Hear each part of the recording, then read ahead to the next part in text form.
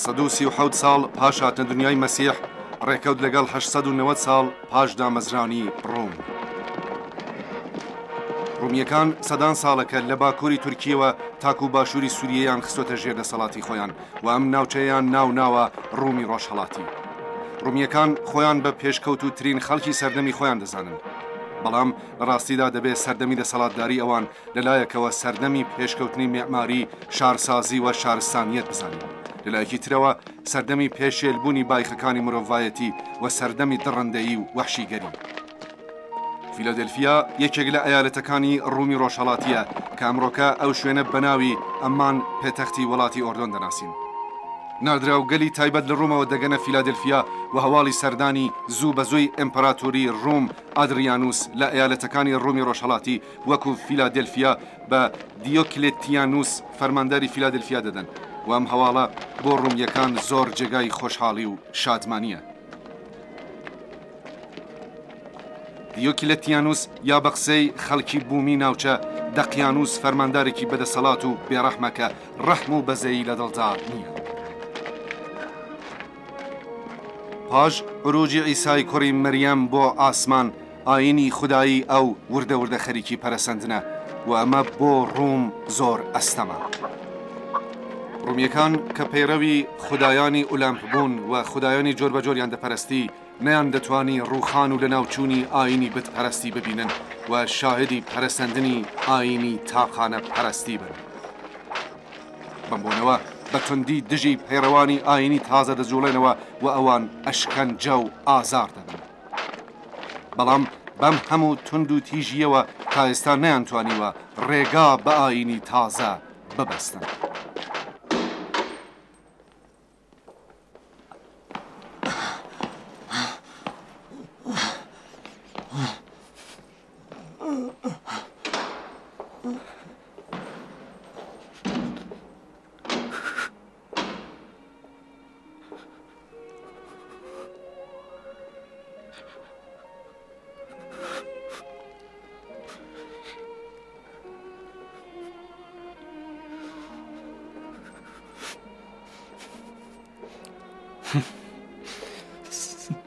سیرکە پلۆتۆن بۆ تۆ ئەمە ئاخرین هەڵاتن. ڕەنگە هەڵاتنی هاتاوی سبەینێ نەبینی. ئەمڕۆ باروبوونە تێکدەنی.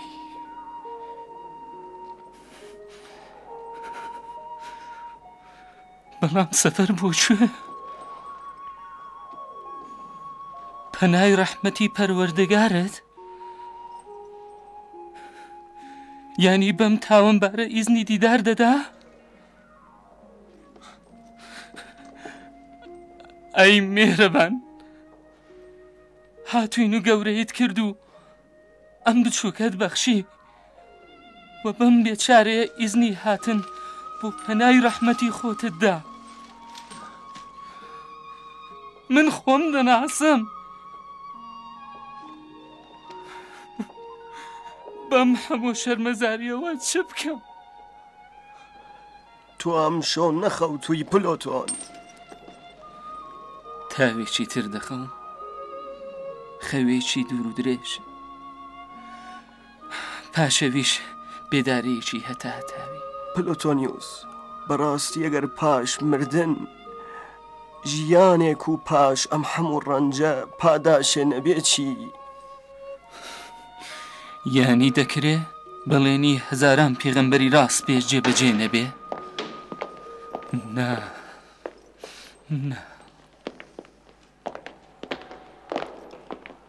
پۆلۆتۆنی سانکتوس، هەستا ئەرکەکە بکەوە. هەستا ئەوە بۆ کوێی دەبن؟ دادگا ڕێکەوە. خدا لەگەڵ ئێمەیە پلۆتۆنیوس. مەترسە، بێدەنگ هیوات بە خدا بێت. مەترسە پلۆتۆنیوس.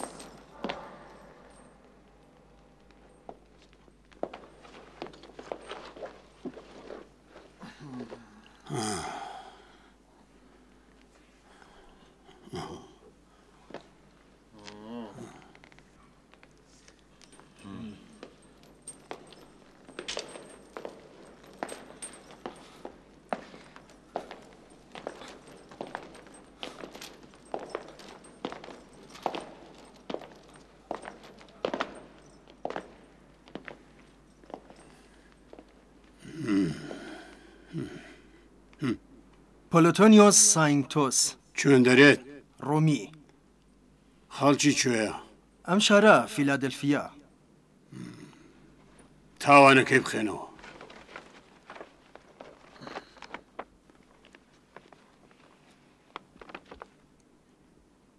پۆلۆتۆنیۆس ساینتۆس تاوانەکانی ئەمەیە کە ئەو بە جێگای سوژدە و پارانەوە لە بەرامبەری پەیکەرەی خودایان و پەیکەرەی بەڕێزی ئیمپراتۆر ئادریانوس پەیکەرەی ئیمپراتوری شکاندووە و پاش قۆڵبەستکران نەک هەر تۆبەی نەکردووە بەڵکو خودایانی پایەبەرزی ڕۆم و هەروەها ژوپیتێری بەدەسەڵاتی بەدرۆزانیوە و چووەتە سەر ئاینی شوان و کۆیلەکان واتە مەسیح.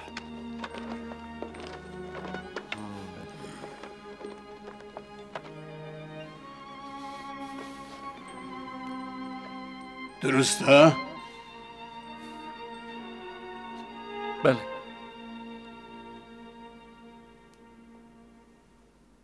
سەزای تۆ مردنە، بەڵام خراپترین مردن ئەویش سووتان لە ئاوردا.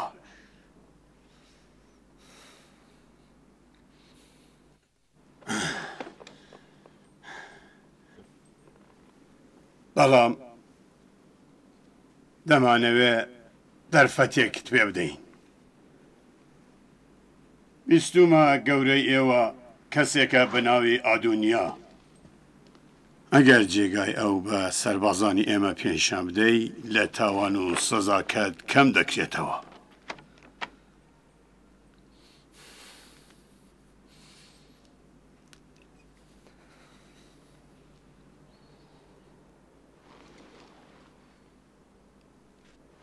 نەفام.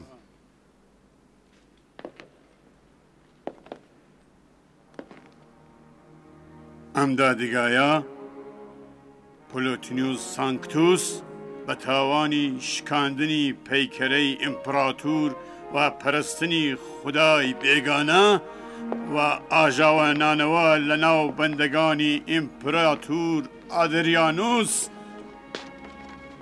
بە مردن مەحکوم دەکات. بە پێی ئەم حکمە تۆ ئەمڕۆ نیوەڕۆ لە بەرامبەری مەعبەدی ئاپۆلۆندا دەخرێتە نێو ئاور.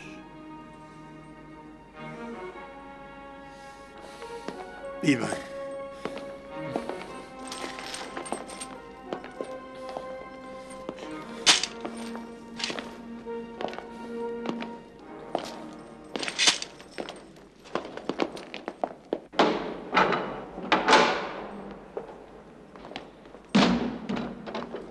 ئای گێژکچی وەرەم زندانیە بەرە.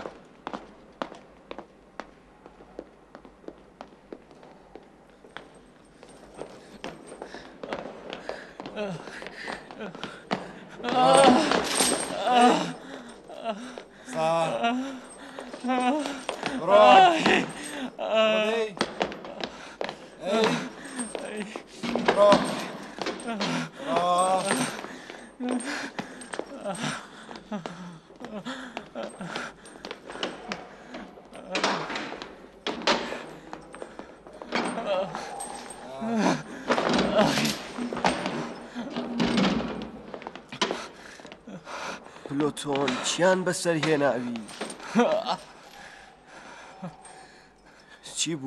چی بووە پلۆتۆن؟ ئەمڕۆ وەکو پەپوولەکان لە ئاوردا دەسووتیم. ئەرێ ئاور.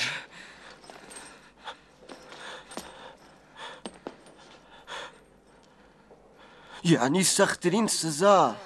سەختترین سەزا بۆ خراپترین تاوان واتە تاوانی شکاندنی پەیکەری ئیمپراتۆر.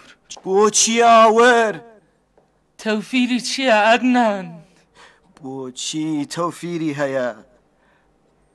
بەر لە من ناپاکان و تاوانباران و جادوگەرانیان لە ئاوردا دەسووتاند، بەڵام ئێستا خوداپەرستان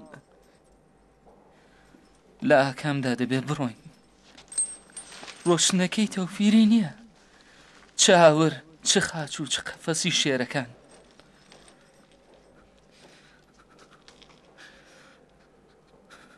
زوو بە زوو لەم خاکەدا سەردەنێمەوە چەندە قسەیەکی سەیرە لەم خاکەدا بەدی هاتم لەم خاکەدا ژیاوم و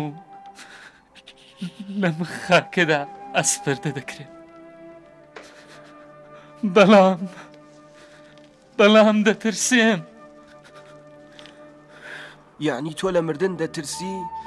نا لە مردن نا لە دووبارە ژیانەوە دەترسێم دەزانی من حسابم کردووە چەند هەزار ڕۆژ زیندوو بووم دەزانی چەند ڕۆژ ژیاوم تەنیا 1 ساڵ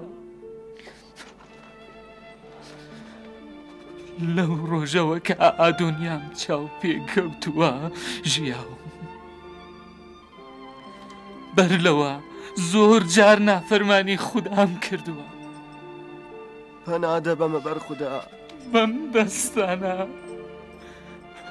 بەم چاوانە بەم پاگەلە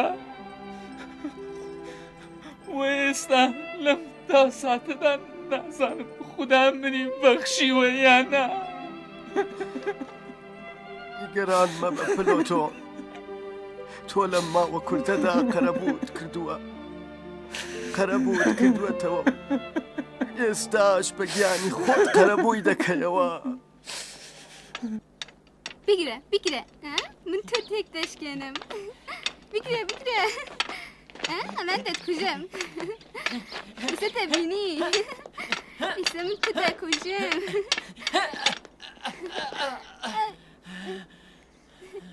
چی بوو؟ ئارام بن میوانمان هەیە دەزانن خۆ ئارام بن من دەمەوەی کایەکەم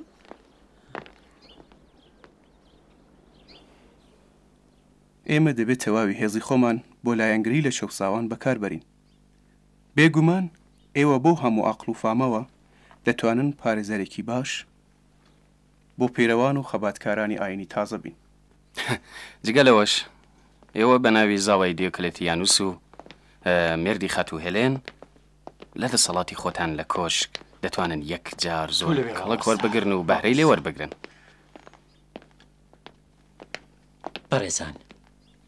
بەڕێز سەربازێک لە کۆشکەوە هاتووە وا دیارە لەلایەن دیۆکلیتیان نانەزانم دەقیانوسەوە پەیامێکی هێناوە بڵێ بێنە ژوورێ پێی بڵێ بێت چاو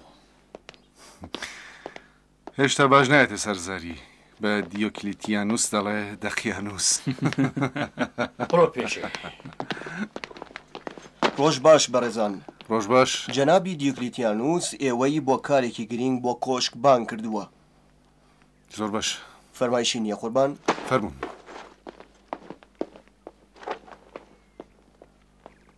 بڵێ چ شتێک قەوما بێ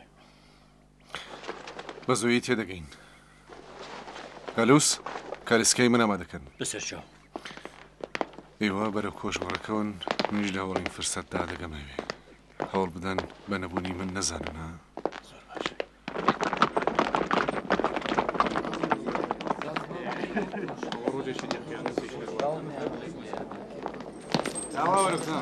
وەرە بزانم فکرم زین ها دەستم بەردە پێش کۆزانێ ئاگاتان لە خۆشی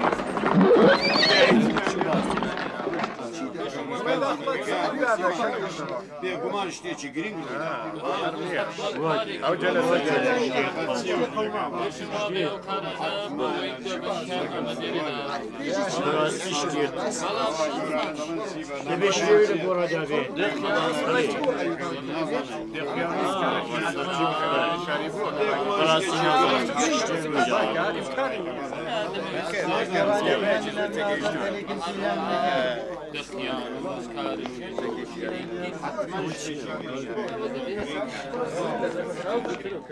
بەڕێزان بەڕێز دیۆکلیتیانوس خەریکی وتوێژ لەگەڵ ئەو نادراوانن کە لە ڕوومەوە گەیشتوون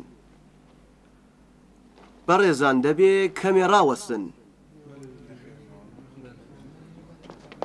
باشتر ئێمەش بە کارەکانمان ڕادەگەین ژمارەی قۆڵبەستکراوەکان ئەمڕۆ 11 کەسن کە 6 کەسیان مەسیحین و باقیەکانیشیان تاوانیان جوراجور هەیە. محاکمەکان چۆن دەچنە پێش؟ هەواڵی زۆر خۆشم نییە. زۆربەی مەسیحەکان خۆراگری دەکەن. بەڵام کەسانێکیش هەن کە توانای خۆڕاگریان نییە و تۆبە دەکەن. یان ناچار بە تۆبە دەکەی. تۆبەکەران هاوکاریش دەکەن؟ تەنیا بڕێکیان بۆ وێنە یەکی لە مەسیحەکان ئەمڕۆ حەشارگەی ئەدونیای قەشەی بە ئێمە پیشاندا. ئەوتان خۆڵبەست کرد؟ نەخێر قوربان. ئەو داوێکی یەکجار باشە. ئەگەر ئەو بخەینە ژێر چاودێری لەگەڵ لایەنگرانی دەتوانین پێکەوە خۆڵبەستیان بکەین. زۆر باشە کەوایە بە تەواوی وەریابن کە خۆی ون نەکات. من کەسێک دەکەمە کێشک چیەوە.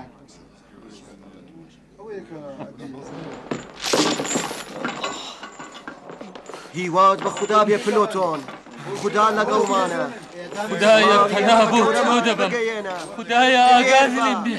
ترس بە خۆت ڕامەدە پلۆتۆن. ترس بە دڵتا ڕامەدە. خوددا لەگەڵمانە. هیواد بە خوددا بێ. خودای مەتن لەگەڵمانە. خودای گەورە لەگەڵمانە.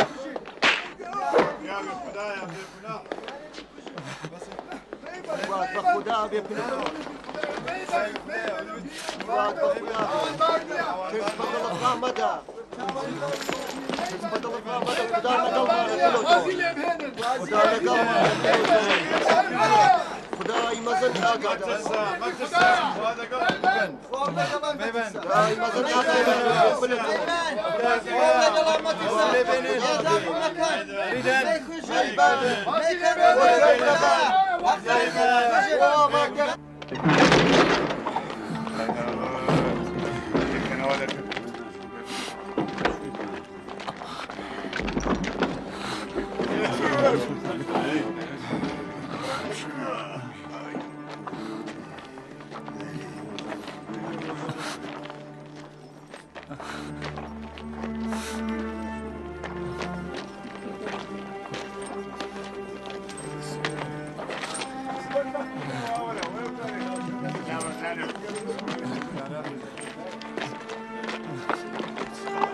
ئەو خوداپەرستە خوداکانی ڕۆمی قبول نییە. پێیکەری ئیمپراتۆری شکاندووە. بێشەرم بووە. دەبێ ئەو بسووتێنن ئەرێ. دەبێ بیسووتێنن. دەبێ بیکوژن. پێشنەولاوە پێشنەولاوە دەبێ کوژرێ. ڕۆنە دواوە ڕۆنە دواوە. ئەو بێشەرمە بەرن.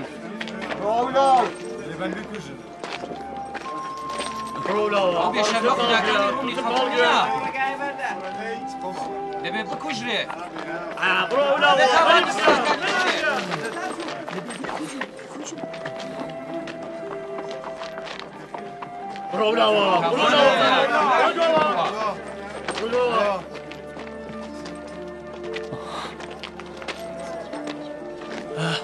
دەی بۆچی ئەو بێدینە پیسە ناهێنن؟ باشترین سزا بۆ ئەو سووتاندنە. هەر بژی قازی هەر بژی. ئەگەر سزای ئەوان سووتاندنە ئەی سزای ئێوە چییە؟ وا دیارە لە بیرتان چووە کە ئەیوەش خودایوان دەپەرستن. یەهود جگە لە یەهوا خودای هۆزی خۆی هیچ خودایەکی تر ناپەرستێ. هەرکەس خودایەک جگە لە خودایانی ڕۆم بپەرستێ شیاوی مردنە. تەنانەت ئەگەر لە ئەولادی یەهودیش بێت. تۆ حەقت نییە سوکایەتی بە هۆزی یەهود بکەیت. بێدەنگ بە ناپیاوی پێس. بێدەنگ بن. ئەوە چ باسە؟ ئارام بن. ڕێگا بکەنەوە. دەبێ بیکوژن. دەبێ بیکوژن. دەبێ بیسووتێنن.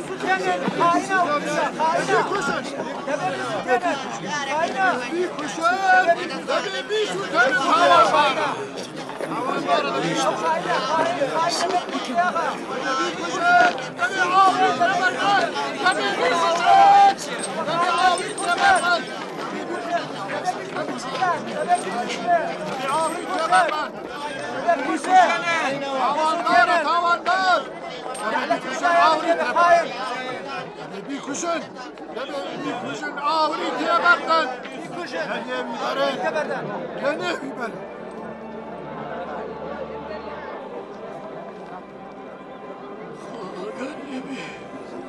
دەبێ بیکوژن دەبێ بیسووتێنن دەبێ بیکوژن هاوانبار بیکوژن ئاوری تێبەردان دەبێ بیکوژن هاوانبارە دەبێ بیکوژن دەبێ بیکوژن ئاوری تێبەردان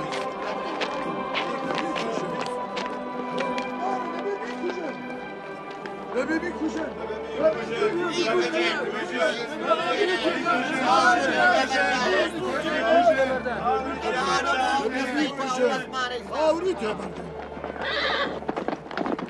ڕۆنە دووەوە وریابن وریابن ڕۆنە دووەوە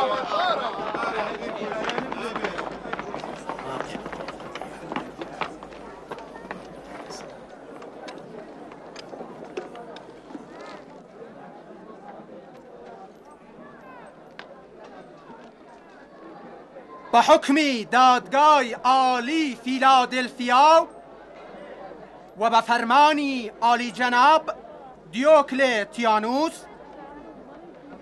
پلوتونیوس سانکتوس خلکی فیلادلفیا به تاوانی سوکایتی به خداکان و خوبواردن لدانی قربانی بو بارگای پیکری مبارکی امپراتور و شکاندنی پیکر و هروها به تاوانی چون سردینی درویی عیسی ناصری به مردن محکوم دکره اما سزای او کسانه که لدینی تازه پیروی دکن و لفرمانی روم خویان لاددن حکمی دادگاه که سوتان لاوردایه هر استا جیبجی دکره و ترمی او پاش سوتاندن سه شو روش لو شیانه دا دمینه توا ببیتا خوراکی پلورانو ببیتا سرمشقی تواوی خرابکارانو کسانک که خداکانی بهزی رومو آینی امپراتور دخنا پشجیو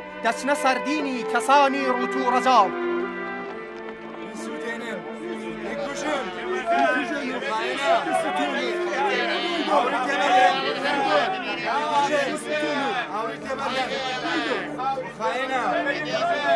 دست بکن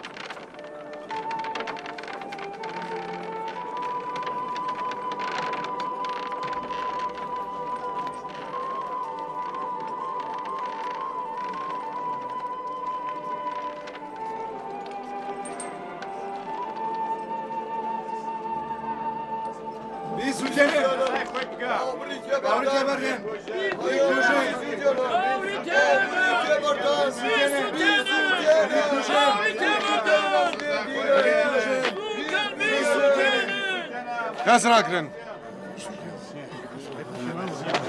ئالی جێبێ کوژن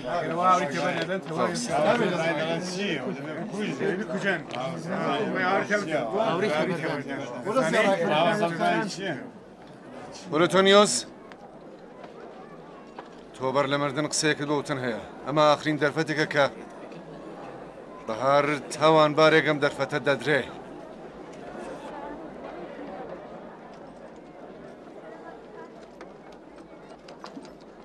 کوڕی مەریەم وتی ڕاستەقینەیەک کە لە تاریکیدا ترسد لە وتنی هەیە ڕۆژێ لە ڕووناکاییدا دەبیسرێ و ئیمانێ کە لە ماڵە چۆلەکاندا فێری بووی ڕۆژێ لە سەربانەکاندا هاواری دەکەن دەبێ بخوشرێت ئەوە دەبێ بکوژرێت دەبێ بیسووتێنن دەبێ بخوشرێت دەبێ بیکوژێت دەبێ بیکوژێت دەبێ بیسووتێنن دەبێ بیکوژێنن دەبێ بیسووتێنن دەبێ بیکوژێت دەبێ بیکوژێت دەبێ ئاوریدان دەبێ ئاوریدان دەبێ بیسووتێنن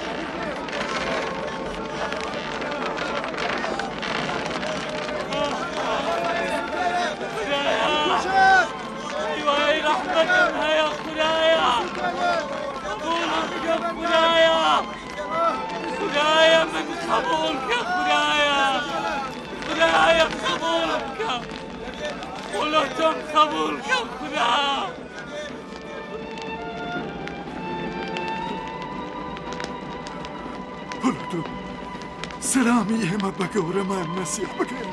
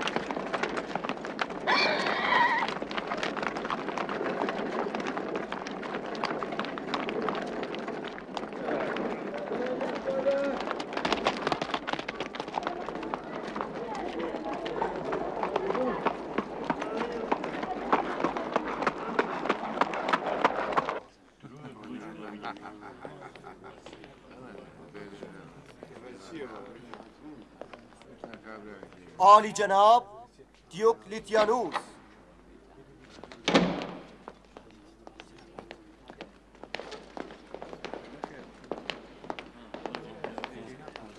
درود بو ایوان درود بو عالی جناب عالی جناب درود درود بر جناب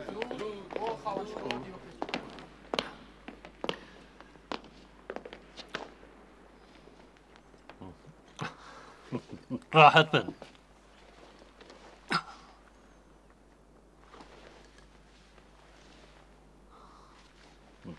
خوشحالم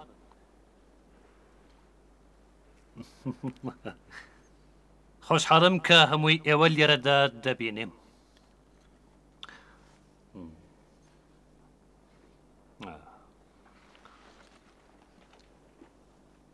ماکسیمیلیانوس لێرەدا نبینم جەنابی ماکسیمیلیان کاری ڕێکوپێکە و لە بەخزمەت گەیشتندا زۆر بەپەلەن بێگومان زوو دەگەنە ئێرە سەروەرم وا بزانم جەنابی دیوکلیتیانوس ئێمەیان بۆ کارێکی گرنگمان کردو بەڵێ هەروایە فیلادلفیا بەم زوانە شایەتی گەیشتنی ڕۆژی مێژوویی خۆی دەبێت بەڕێزان ڕۆژێک کە ڕەنگە لە مێژووی فیلادلفیادا هیچ کات دووپات نەبێتەوە کەوا بوو ئەمڕۆمان دەبێت بە باس و توێژ سەبارەت بە مەسەلەیەکی گرنگ تەرخان بکەین ناردراوی تایبەت هەواڵی هێناوە کە بەم زوانە ناوچەکانی ڕۆژهەڵاتی وڵاتی ئەمپراتوری گەورەی ڕۆم بە تەشریف هێنانی گەورەمان ئەمپراتور ئادریانوس دەڕازێتەوە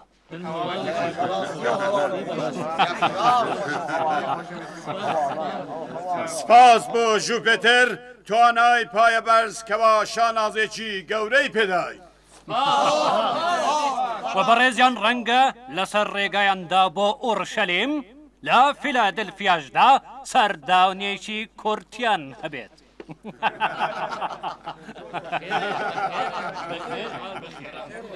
شانازێکی مەزنە کاکان بۆ خودای ڕۆم.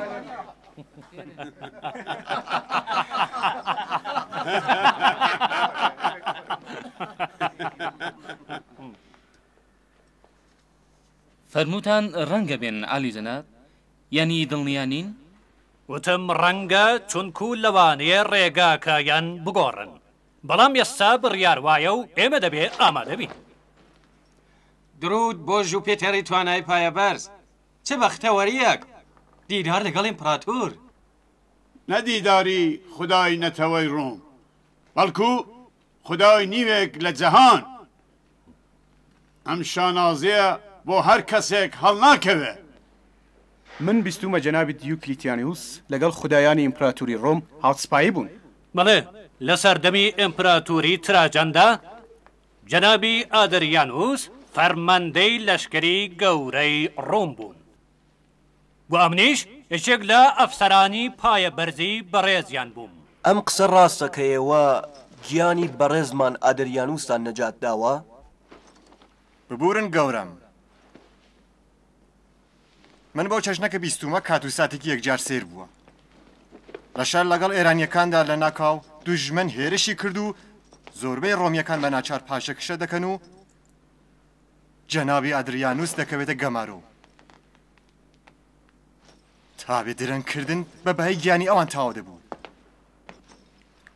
کەوایە جەنابی دیوکلیتیانوس کە ئەم بارودۆخە پڕمەترسیە دەبینێ هیچ کات درەنگ ناکات و بە ئاڕابەی خۆی ئاڵقەی گەمارۆکە دەشکێنێ و ئەوان نەجات دەدەن.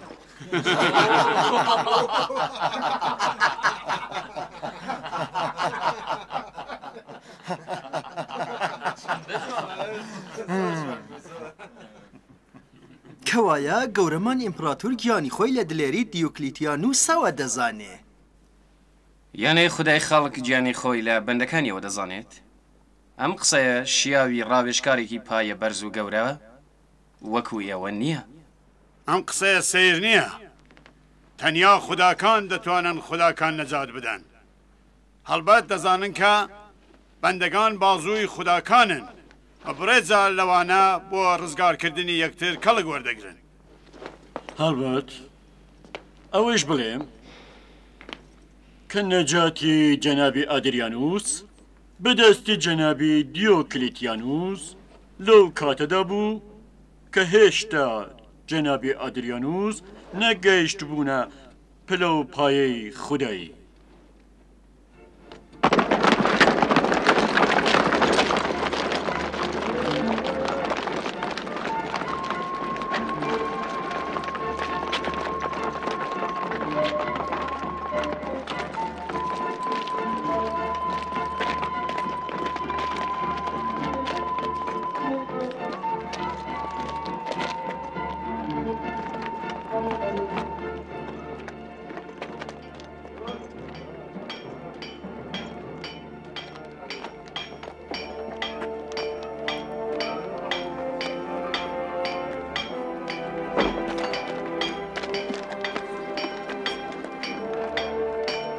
سەیری ناڵەکەی ئەسپەکەم دەکەی ئاسنگەر؟ ئەرێ دەیبینم بۆ ماڵە چکۆلەوە؟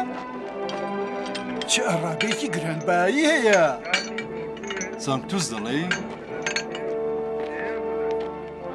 نا وا دیارە میوانی هەیە. کەوایە ناوی سانکتوسە؟ ئەرێ پلۆتۆنیوس سانکتوسە. کەوایە خاوەن ماڵ پلۆتۆنیوس سانکتوسە.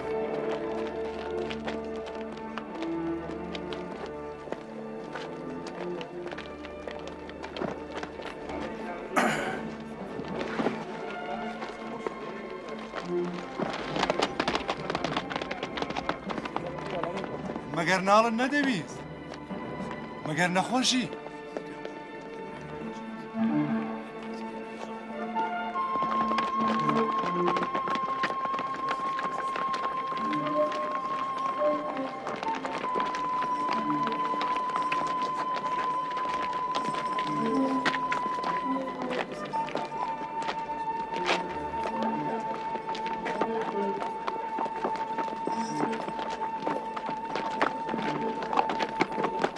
ئەگەر ریزم بدەن بیر و باوەڕم سەبارەت بە سەفەری ئیمپراتور بڵێم بڵێ بێگومان دیداری ئیمپراتور لە ئورشەلیم سەردانێکی ئاسایی نییە ڕەنگە بەهۆی خۆڕاگری بەنی ئیسرائیل لە کاری دروستکردنی معبەدی ژوپیتەر ئەم سەردانە چاوترسێنکردنی لایەنگرانی یەهوەشی لەگەڵ بێت بڵێ بەڕاستی هەروایە چەندە گەوجن ئەم ئەولادەی ئیسرائیل کەوا دەزانن لە بەرامبەری دەسەڵاتی ئیمپراتوری گەورەی ڕۆم و خودایانی بەدەسەڵات و توانای مریخەوە دەتوانن خۆڕا بگرن دۆستان ئەگەر هەر لە هەوڵەوە هێشتبایان کە مەعبەدی ژۆپێتەر ساز بکرێ و پەیکەری ئیمپراتور لە مەعبەدی ئۆرشەلیمدا دابنرێت ئەم هەمویان لێ نەدەکوژرات دۆستان هەرو کارێکە لە سەرەتاوە بێخوێن ڕێشتن جێبەجێ دەکرا بە خۆڕاگری بێ ئاکامی بەنی ئیسرائیل پاش 3 ساڵ بەڵام پاش کوژرانی زۆر کەس بەڕێوەچوو لەوان گەوشتر ئەم مەسیحیانن نازانم ئەمانە لە خودای نەبینرا و چیان دیوە کە ئەو لە خودایانی بەهێزی ڕوون بە باشتر دەزانن و گیانیان دەکەنە فیدای خودایەکە بەشەر نازانێ بە چ شێوەیەکە نازانێ پیاوە یا ژن ناتوانێ بۆ ئەو پەیکەرێکی پتاشێ چۆن دەتوانێت ئەو پەرستش بکات ئەگەر ئەو خودایەکی بەهێز بوو پەرستشگەرانی ئەوەندە پەست و لاواز نەدەبوون خۆتان ناڕەحەت مەکەنە عالی جەناب شێتی بەرەی مرۆڤ هیچ سنوورێکی بۆ نییە تەنانەت نەیتوانی لە پێغەمبەری خۆشی دیفاع بکات تاقمێک جوولەکە لە خاچیاندا شان و شکۆی ئاپۆلۆن کوڕی بەهێزی ژۆپێتەر خاوەنی شکۆ تەماشا بکەن لاوازی و بێدەسەڵاتی کوڕی خودای ئەوان دەبینن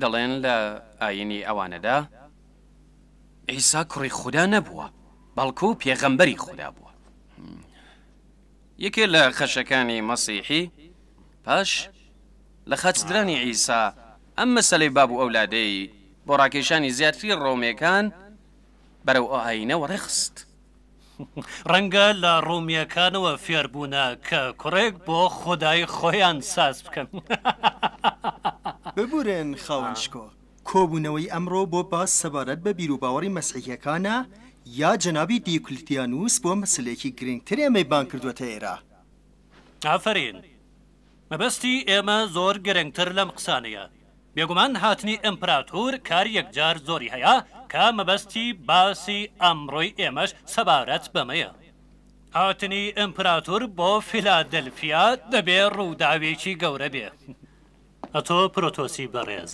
بەڵێ گەورە دەبێت تەواوی معبەدەکان تەعمیر بکرێت پەیکەرێک لە ئاگۆست لە معبەدەکاندا دابنێن معبەدی ئاپۆلۆن پۆلۆتۆن سیبلین مریخ دیانا و تەنانەت میترا و هەرچی کە نێوی معبەدی لەسرە و خودایەکی تیادا پەرستش دەکرێت چ ڕۆمی و چ غەیری ڕۆمی بەڵام شارەداری بەڕێز جەنابی سودینیانوس دەبێت پەیکەرێکی تازە لە ژیانوس خدای دەواازەکان لەسەر دەواازەی شار دابنرێت ئەو کارە دەکەم قوربان و بەڵام مارتینۆس سەرۆکی دایەرەی ماڵیات بە سەرنجدان بە پێشینەی دۆستی لە نێوان من و ئەمپراتور دەبێت دیاوریەک شیاوی بەڕێزیان ئامادە بکەیت چۆن لەمڕۆوە ماڵیاتەکان دوو بەرابەر بکەرەوە چۆن ئالی جەناب هەر ئەمان ڕادێش بە زۆر کۆ دەکەینەوە جەنابی مارتینۆسی بەڕێز نێرە ڕوومە وەنا ئەمانەی کە ئێمە بەسەریاندا حکوومەت دەکەین ئینسانن. ئەمانە ژمارەیەک حیوانن کە ئەگەر شیرەکەیان نەدۆشن دەبێتە بەشی گوێلکەکانیان کەوایە بیاندۆشن بیاندۆشن. بەڵام دیناسیۆسی بەڕێز ئەمفیتاترێکم دەبێت شیاوی خزمەتی ئەمپراتۆر گلادیاتۆرگەلی زۆری تیادا کۆبکەنەوە شێر و ورچگەلی دڕەندە و هەروەها ژمارە گەلێکی زۆر لە مەسیحیەکان. مەسیحی بۆچی خاوەن شکۆ؟ دەزانم کە دڕندەی لەگەڵ خوڵق و خۆی پزیشکاندا یەک ناگرێتەوە. زۆر سەیرە ئێوە ئەوەندە زێنکوێر نەبوون جەنابی تەلمیخە.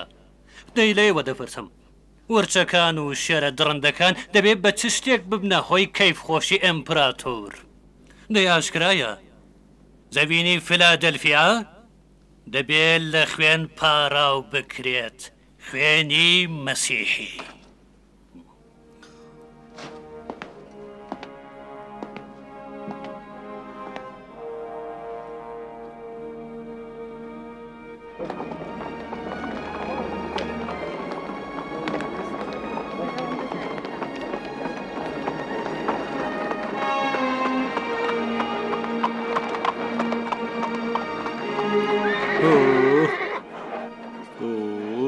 گالوس؟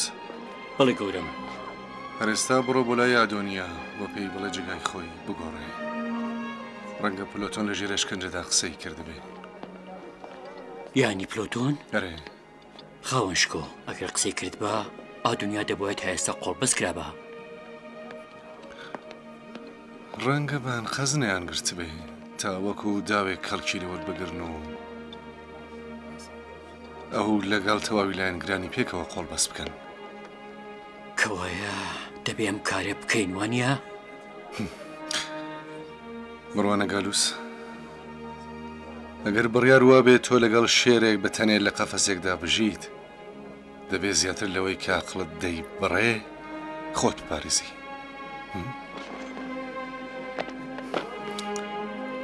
ئاگال لە خۆت بێت ڕەنگە دۆنیایان خستبێتە ژێر چاودێری. بە چاوان گەورم. هی هی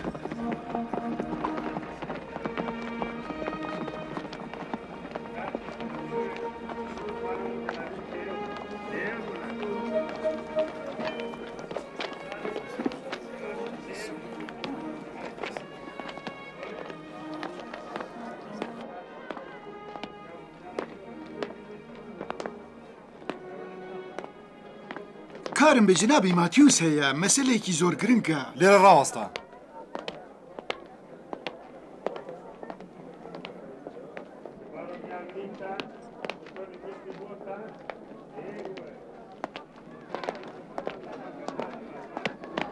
سلام عەرز دەکەم قوربان گیانم بە فیدات قوربان. چ هەواڵ خۆشحاڵ دیتە بەرچاو. بە دوای ئەوەدا چوون لە سەرەتا لە ئاهەنگی سووتاندنی ئەو مەسیحیا بەشداری کرد پاشان چووە ماڵی بابی ئەو لای مەسیحیا. دەست ماچ دەکەم قوربان شانت ماچ دەکەم تۆ لە حەسەر ڕاست.